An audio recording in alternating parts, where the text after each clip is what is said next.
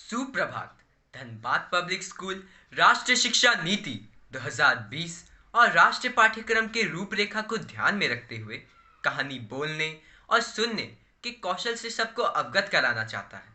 कहानी बोलना और सुनना एक ऐसा कौशल है जिससे विद्यार्थियों में सामाजिकता, नैतिकता, बुद्धिमत्ता, एकाग्रता जैसे अनेक गुण विकसित होते हैं। अतः मैं शुभम कुमार गोप, कक्षा 9वीं का छात्र, आपके समक्ष एक कहानी प्रस्तुत करने जा रहा हूँ जिसका शीर्षक है लालची मित्र। बहुत समय पहले की बात है। एक गांव में दो मित्र रहते थे। दोनों ने सोचा कि कहीं दूर जाके धन कमाएं। अगले दिन वे दोनों यात्रा पे निकल गए। रास्ते के बीच में एक जंगल आता था। जब वे दोनों उस जंगल से गुजर रहे थे तब उन्होंने देखा कि उनकी ओर एक भालू आ रहा है। वे दोनों बहुत डर गए। उनमें से एक मित्र को पेड़ पे चढ़ना आता था।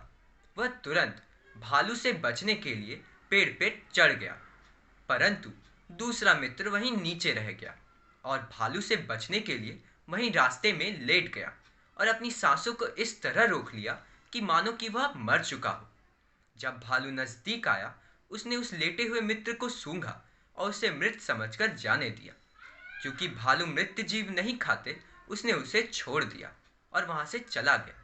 जब भालू वहां से चला गया तो वह लेटा हुआ मित्र उठा और पेड़ पे बैठा हुआ मित्र भी नीचे आ गया और उसने उससे कहा, मित्र, मुझे तुम्हें जीवित देख के बहुत खुशी हो रही है, परंतु वह भालू तुम्हारे कानों में क्या कह रहा था?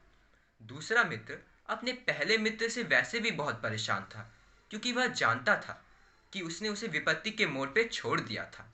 उसे सबक सिखाने के लिए वह मित्र बोला, मित्र, भालू ने मुझे बहुत ही पते की बात कही है। उसने कहा है, ऐसे मित्र का साथ मत दो जो विपत्ति के मोड़ पे तुम्हें छोड़ के चला जाए। यह सुनकर वह मित्र खुद पे बहुत ही शर्मिंदा हुआ।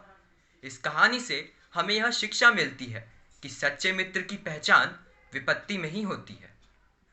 धनबाद पब्लिक स्कूल आपसे आग्रह करता है कि आप भी ऐसी एक कहानी पढ़ें, उसे रिकॉर्ड करें और अपने 10 सगे संबंधियों एवं परिजनों को भेजें और उनसे भी कहें कि वे भी ऐसी कहानियाँ पढ़कर और लोगों को भेजें।